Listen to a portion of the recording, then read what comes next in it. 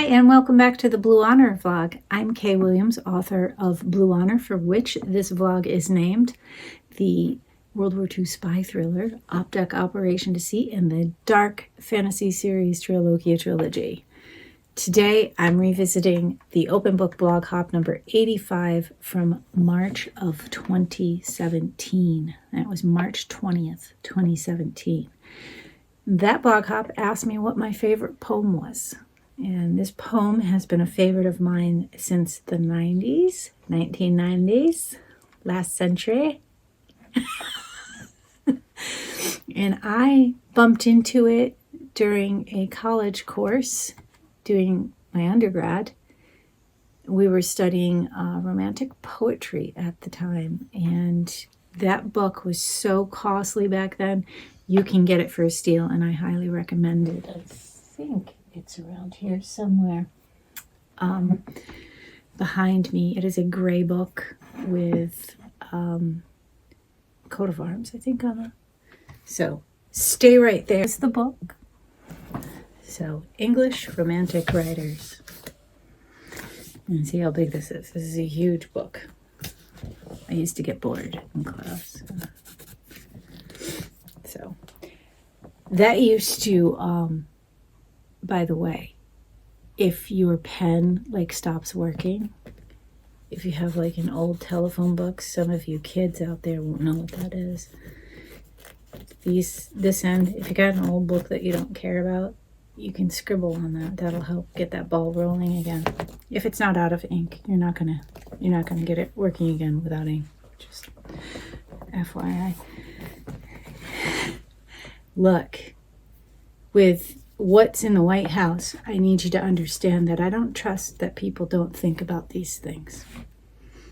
Just saying. So, this book is enormous, and it covers so much. I can't even tell you. It's got everything in it, and if it doesn't have the whole thing, it has a substantial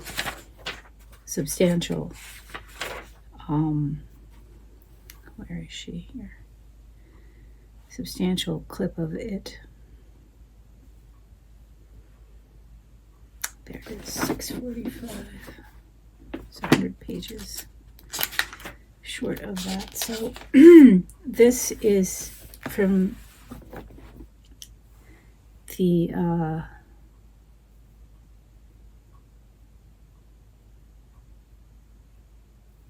let's see.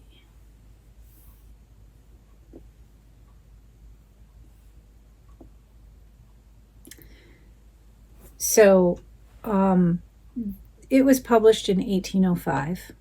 She passed away of tuberculosis in 1810. Just reading that here. She was born in Ireland. Didn't that track? So my favorite poem is by a poet from Ireland named Mary Ty. And the poem is called Psyche. It's just gorgeous poem. It is many pages long, written in stanzas, of course. So between 1795 and 1805 is when she wrote it. And it's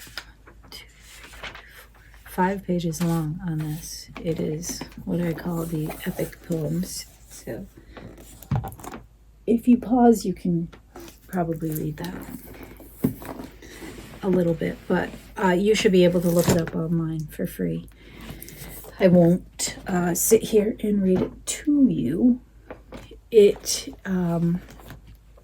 introduces the idea of Psyche along with Cupid, and it's just a very cool story poem. I don't know how to describe it to you. I really want you to read it. So I'll wait here. Go read that thing and come back to me. All right. Are you back? Good. So do you remember William Adolphe Bouguereau? one of my favorite painters from the late 1800s. He painted Cupid and Psyche, and they're these itty bitties. They're little babies. They're so cute. Of course, you have little Cupid, the cherub, and he has angel wings on his back, as he normally does. And then there's Psyche, who has butterfly wings. When you think about that, the idea of thought, the butterfly wings, and thoughts, like you think of something and you feel the butterfly wings, when you get a little bit of a panic going or excitement for something, it's Psyche.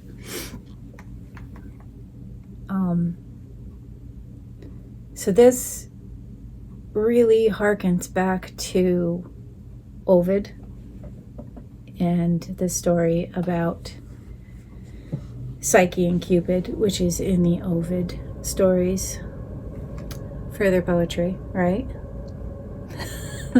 I love anything that has to do with mythologies, Greek, Roman, whatever. I love this stuff. It's my favorite. That's why I wrote The Shadow Stole, and I kind of brought them all together, kind of in a great big hug, and made them into a story. The love story between Cupid and Psyche is fraught with so many obstacles and so much trouble. And like, I just don't want to spoil this for anyone, so I'm dancing around it. She wants to look upon him and she can't, he is her lover, but she has never seen his face. It's insane. It's like, I swear I've seen this in a romance novel. He was wearing a mask, right? He was like 17 something, and he's a highwayman, and he has a mask on, and you throw down with him. Who was throwing down like that in the 1700s, getting gonorrhea and shit? Like, you don't know if this guy has syphilis, man. Just this rando dude. Anyway, these romance novels make it very difficult sometimes to suspend belief, because you're like, no, that wouldn't happen. But I highly recommend this poem. Poetry, for me, I tend to avoid writing it. It is very difficult. There's a lot of rules, and form and stuff. There is free form too, but you got to make it work. It may be free form, but you have to make it work. It is a gift to be able to write poetry. I don't say that lightly. I love when someone tells me, oh, I'm a poet. I have journals and journals of poetry that I've written. I'm like, oh, please type those up and put them out there to the world. Poetry is lovely. I really do enjoy it. I don't enjoy writing it. I feel like you're pulling out so much of yourself and putting it all over a page for someone to abuse, for lack of better terminology. Whatever it is that they think of it. And I never have felt, although I have put my poems at the beginning of the Triloquia series, I have a poem at the start of each. I don't believe that I will continue that tradition when I do the next leg of the journey. Maybe I'll try to do limericks.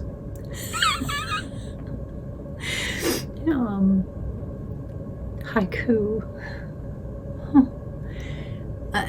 It's incredible how good some of these Shakespearean poems are. Just anybody who's a legitimate poet, this is what you do.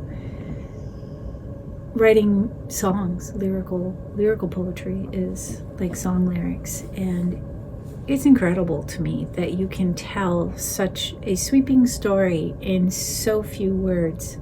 That's why I write fiction, because I have a lot to say. And I can't imagine writing it into a poem like Psyche, and the way that they are just masters of language and can express the same things in, for instance, the segment of Psyche that was here, the 5 pages. I wish I had that gift. I would probably be in a much better place in screenwriting if I could. That economy of words like nothing else. Book blurb writing would be no problem anymore. Writing that log line would be no problem anymore. Writing, descriptions online, no problem anymore. Although I have to say, blog writing has assisted a lot in teaching me brevity of word, because you don't want to write something so long that your reader's like, I am not reading this, it is 2 pages. They want to get in and read something and get out. So over a page for an article these days, you better be able to have command over your reader. You keep them in their seat over that. Whatever the topic is, it better be worth reading, or they're going to walk away halfway through and be like, oh my God, just get to the point. Like, have you ever seen those ad type articles where they just keep going on and on and on about the thing, and they're repeating themselves 20 times, but wait, there's more, and they just keep you going, and it's like, just tell me the thing you promised you were going to tell me. And then that thing is behind the paywall. Of course, well, I did this whole thing and got you all excited about it, and I click onto something like that, I might read a third of it. If you haven't answered my question and then discuss the question with me for the rest of the piece, I'm gone. So, failed advertising. But those are clickbait articles, and they do kind of get people going, and they will kind of feed you down next paragraph, because they keep promising me answers. So you're like, all right, if I just read a little bit more, I'll get there. But eventually you get wise to their trick before you even get to the bottom. So they overdo it. Like, if you could lead me down maybe 5 paragraphs to where I got to scroll down, and then you have, my allergies are gone, sorry. And then you have like some way to click into that paywall thing that you want people to click into, like there, but it's not like glaringly obvious. You would probably get a lot more people to check out your product. But anyway, Psyche by Mary Tai is my favorite poem, and I highly recommend reading it. I'll see if I can find a free link for it and link that below, but I will also link the article below. Let me see here. Oh, I have a link in the article, so there you go, from nmsu.edu, New Mexico State University. So that is a trusted site. I will share that with you. I hope you'll read it and bring Mary back. She passed away far too early. This work was incredible.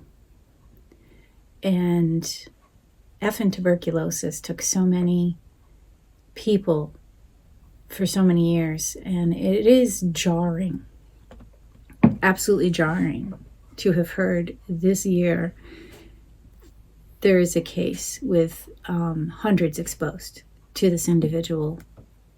I know that we have much better medicine, etc. today, or at least we did, until things started getting destroyed and torn up because of the anti-science crowd, the anti-government crowd, this nationalist, not patriot, nationalist. There's a difference. Nationalistic fervor that echoes the 1930s and the destruction of all of our norms. And I hope that we push back on that.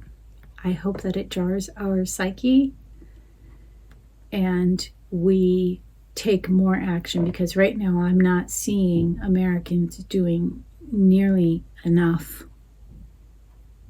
I see them sitting around waiting for Superman to come in and save them, instead of realizing that they are the ones put into this time to do the saving. It's you. You're the hero you're waiting for. You don't have to, you don't have to do it all. I think that's where we get hung up in our minds. We get hung up on the idea that we have to save it all. We don't have to just work on one person, on our neighbors, in our smaller community, and create that community and those means of protections that we can create at home. We think that we have to sweep in like Superman and literally remove this person, put everything back, and how are we going to do it? Now I'm overwhelmed. You're not looking at what it is that you need to do. Like on BlueSky, I said for March, work on one person. One person. I need you to think about this. There are how many millions of us? Right? In the US? Okay. If each one of you works on one person and brings them back to sanity, say there's 30 million of us, now there's 60 million of us. And people will not be choosing this bullshit because, they're just following orders from a pastor, or they're following orders because this is how I was raised, without ever questioning anything. And be as gentle as you can, because you are trying to bring them over and make them see sense. That's what you can do, and you will be a hero for having done that. Changing the hearts and minds of a person is not easy. This is not easy work. Okay, but you can do it. And you need to do it. You need to act, and that is the act for March. Okay, so get out there and do that. Pick your person. I don't care if you do it in tandem and we, just keep working on somebody. Work in tandem with someone. You and your husband, you and your wife, you and your partner. You have this neighbor and you just show him the humanity. For instance, you're a trans couple and your neighbor is a curmudgeon, but he doesn't really have anybody. Cook something and bring it to him. Just try. If you've tried in the past and he's been an absolute filth bucket, I understand. Pick somebody else, okay? Pick somebody else, but you have to do it. I'm sorry that it is up to us who have always done the work. You're not a black woman. You have not always done the work. All right, they've been hanging out there, their necks on the line for a couple centuries now. We can step up and do this. So for March, it's making converts. Do it. Next month, I would like to see everybody in April getting everyone their proper identification ready for voting and registered appropriately. All right, so we have to do that through April and May. We got to get going on this. We can't let them take our democracy away and replace it with this authoritarian Christo-fascism. It is insane. There is no hero coming to save us. We're it. Take your actions. Take your steps. And if you get her done early, work on the next one. Each time you make that convert, you'll figure out, okay, these are the steps that I need to take, and this usually helps. Having a discussion with somebody one-on-one is the best means. Don't go to a protest and think that you're going to pick them off. You know, they got others with them backing up, reinforcing that think. So, one by one on their own. Whether that's a colleague, family member, another student, you can do this. Because what we have on our side is right. Don't give up and stop waiting. Speaking of which, we need to get Jeffries out of that speakership, and I'd like to see AOC go into that, take the gavel, and then hopefully take Schumer's seat from there. Don't forget to subscribe. I will be here next month with a revisit to what my musical inspirations are. So that'll be Book Hop 86 if you want to cheat and look ahead. All right, don't forget to subscribe and hit your notification bell. This only comes around once a month. You can find me consistently on TikTok, making short form videos over there, or you could stop on by to my BlueSky account and say hello. See you next time.